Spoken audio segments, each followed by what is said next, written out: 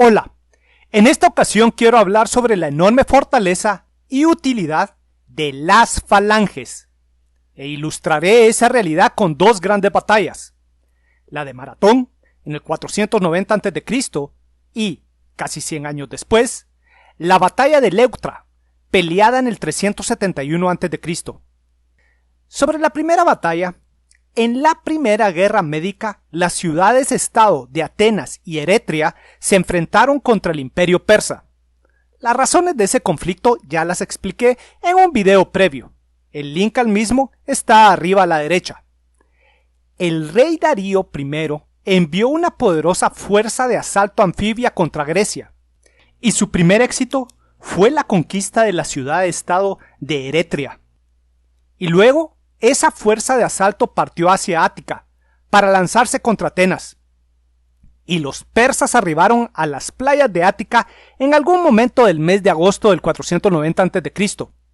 y rápidamente establecieron el campamento para sus 20.000 infantes y 1.000 jinetes y para los miles de marineros y remeros de la flota. Pero más allá del campamento persa estaban los 10.000 milicianos de la ciudad-estado de Atenas. Era todo el ejército ateniense, que estaba justo en el camino que llevaba a Atenas, y se hallaba con sus flancos completamente protegidos por un terreno montañoso. Entonces, porque los atenienses estaban en ese terreno, los persas no podían usar a su caballería o a su superioridad numérica para flanquear a los atenienses, y decidieron no efectuar ataques frontales contra la falange ateniense. Entonces, los días pasaron, con los atenienses esperando la próxima movida persa. Y precisamente, el comandante persa tomó una decisión: usar la flexibilidad estratégica de su flota. En su campamento dejó a sus 20.000 infantes para que el ejército ateniense se viera forzado a permanecer en aquel lugar. Sin embargo, el comandante persa tomó a un nutrido destacamento de su flota, y en ella embarcó a sus 1.000 jinetes y caballos, y con ese destacamento de naves partió hacia Atenas, para efectuar un atrevido golpe de mano con el cual tomaría a Atenas por asalto. Entonces el comandante persa partió. Pero los atenienses se percataron de aquel movimiento, y entonces ellos tomaron una decisión. Formaron a su falange y se lanzaron contra el campamento persa. En el campamento persa, la tropa fue llamada a las armas, y pronto se hallaron en su formación usual, con sus arqueros al frente y la enorme masa de infantería pesada tras ellos. El sofisticado ejército persa siempre llegaba a la lucha con tres tipos de tropa: caballería, infantería ligera e infantería pesada. Y la caballería siempre estaba ahí para atacar los flancos o la retaguardia del ejército enemigo, y así apoyar el asalto final de la infantería pesada. Pero en Maratón la caballería persa no estuvo presente. Sin embargo, allí estaban 20.000 hombres, que pronto formaron su extensa línea de batalla. Los 10.000 atenienses estaban en una desventaja numérica de 2-1. Entonces su comandante tomó una decisión. Él extendió la línea, y para lograrlo, en su centro solo colocó 4 filas de hoplitas, mientras que en los flancos colocó las usuales 8 líneas de hoplitas. Así, la línea ateniense tuvo el mismo largo que la gran formación persa, y los atenienses se lanzaron al ataque. Y hemos de reconocerlo, era la primera vez que los atenienses se enfrentaban contra un ejército persa. Un ejército que, para el año 490 a.C., era temido a todo lo largo y ancho del mundo griego, y estaban a punto de pelear con una marcada inferioridad numérica. Pero los atenienses surgieron hacia adelante y cerraron la distancia, y parece que a 200 metros del enemigo, aquellos recibieron la orden de marchar a paso redoblado, porque estaban entrando en la zona batida por los arqueros persas. Y los arqueros persas pronto entraron en acción, lanzando andanada tras andanada de letales flechas. Pero ahora vemos la gran solidez del equipo defensivo del hoplita. Esos milicianos tenían la obligación de adquirir todo su equipo, que incluía ropa de grueso lino, una coraza para el pecho, un casco, espinilleras y un enorme escudo, el oplón.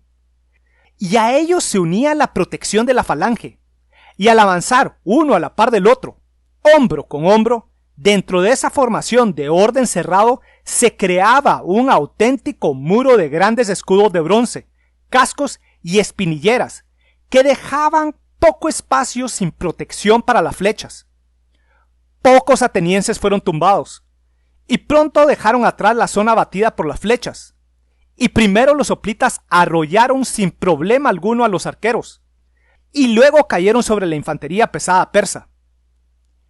Y ahora se experimentó otra realidad. Los hoplitas peleaban cooperando uno con los otros, permaneciendo en su formación de orden cerrado.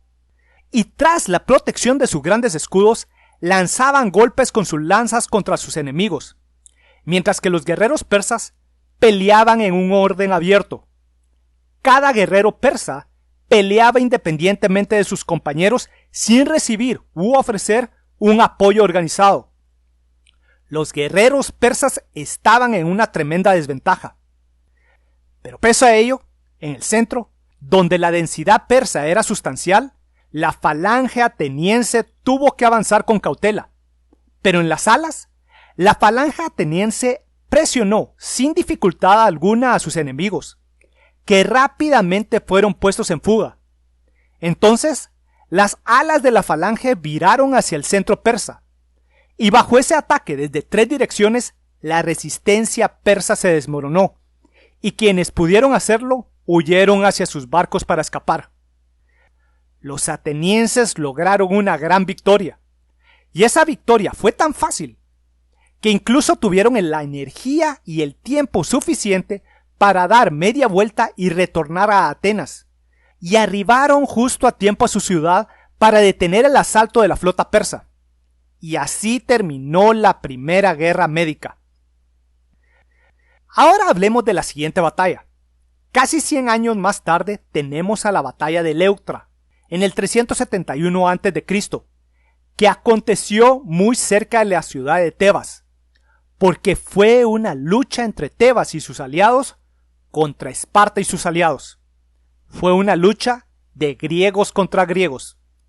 La fuerza tebana contaba con cerca de 6.000 infantes y 1.500 jinetes, mientras que la fuerza espartana le superaba, con 10.000 infantes y 1.000 jinetes. Los jinetes de ambos bandos fueron desplegados al frente, y la caballería de los contendientes chocó. Los jinetes espartanos fueron derrotados, pero luego de esa acción la caballería tebana ya no es mencionada en las crónicas. Así que la batalla de Leuctra sería un enfrentamiento exclusivamente de falanges contra falanges. Y los espartanos desplegaron a su tropa de la forma usual, colocando uniformemente a todo lo largo de su falange a 12 filas de hoplitas en fondo. Además, porque ya todos en el mundo griego sabían que el ala derecha era el punto débil de las falanges, ese era el puesto de honor para la tropa élite. Entonces en su derecha estaban los mejores guerreros de Esparta, y allí, con ellos, estaba su rey, Cleómbroto. Y de todos los pueblos de Grecia, los hoplitas espartanos eran los más temidos. En su forma usual de combatir, todas las unidades de la falange avanzaban al mismo tiempo para golpear al enemigo a todo lo largo de la línea en el mismo momento. Y cuando los hoplitas entraban en contacto, sus lanzas eran usadas contra sus enemigos. De pelear una larga batalla, la superioridad individual de los guerreros espartanos y su número harían que ellos simplemente triunfaran sobre los tebanos. Pero el rey Epaminondas de Tebas optó por una victoria fulminante, usando un despliegue innovador. Justo ante la élite espartana, colocó a una columna de 50 filas de hombres en fondo, y como sus recursos eran muy limitados, tuvo que diluir enormemente a su centro y a su derecha.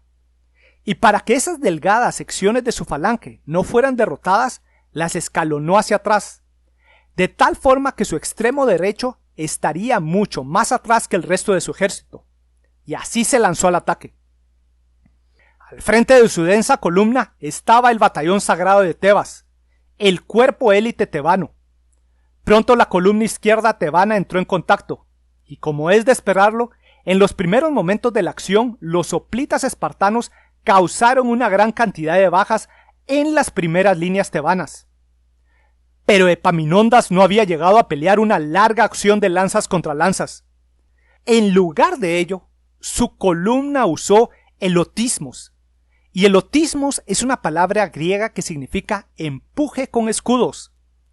Las 50 filas de hoplitas tebanos estaban allí para que cada fila empujara de una forma ordenada y sistemática a sus compañeros que estaban al frente. Epaminondas había concentrado en su columna a una fuerza de choque que tenía en el punto de contacto una superioridad de 4 contra 1 sobre sus enemigos. Y esa columna actuó como un arriete. Y efectuando aquel empuje de escudos, las 12 filas de la falange espartana fueron arrolladas. Y en el atolladero resultante, las crónicas indican que los espartanos perdieron a 1000 hombres, y entre los muertos estaba el mismo rey Cleómbroto. Y viendo que la derecha había sido derrotada, y que su rey había muerto, el resto del ejército espartano se disolvió en poco tiempo. Se cree que las bajas de los espartanos y sus aliados fueron entre 1000 a 4000 hombres, mientras que las bajas de los tebanos fueron de solo 300 hombres. Y esa batalla marcó el final de la hegemonía espartana sobre la región, y poco a poco, Esparta fue reducida a un estado de segunda categoría, mientras que Tebas se alzó y ocupó un puesto de prominencia entre las ciudades-estado griegas, aunque solo por poco tiempo, porque luego se alzaron los macedonios sobre el resto de Grecia. Pero esa será una historia que dejaré para un futuro. Bueno, hemos llegado al final de otro video, y quiero recalcarlo. La falange era una formación extremadamente eficiente para lograr la cooperación entre sus infantes. En la batalla de Maratón, los hoplitas atenienses lograron su enorme victoria porque en el ejército persa, los infantes pesados persas peleaban en un orden abierto en el cual no existía cooperación alguna. Y sin ella, los persas estaban en una enorme desventaja. Mientras que en Leuctra, 2 falanges se enfrentaron, pero el rey Epaminondas sorprendió a todos usando elotismos, el empuje de los escudos, y lo hizo de una forma magistral, concentrando el esfuerzo de una cantidad de sus hoplitas en un punto relativamente pequeño de la extensa línea espartana. Y tan interesante como es ello, es que en ese combate los tebanos lograron matar al líder enemigo. Y sin su líder, todo el ejército espartano se desmoronó sin casi haber entrado en contacto. Porque sin un líder al mando, se pierde la confianza en la organización, y todo se desmorona rápidamente. Bueno, espero que este video les haya gustado, y si les gustó, estoy seguro que les van a gustar mis libros que tengo a la venta con la editorial Almuzara y con Amazon. Y entre los libros que tengo en Amazon, tengo al libro La batalla de Isos. Y en ese libro hallarán mucha información sobre la evolución de los ejércitos, desde el inicio de la historia hasta la batalla de Isos en el año 333 a.C. Y también, si desean, pueden apoyarme por medio de mi cuenta de Patreon. Y precisamente, quiero agradecerle a mi Patreon más reciente, Jesús Ramírez. Jesús, muchas gracias por tu apoyo. Y sobre el próximo video, ese será dedicado a las 2 fases de uso de los aviones kamikazes durante la Segunda Guerra Mundial. Atentamente, Víctor Aguilar Chan.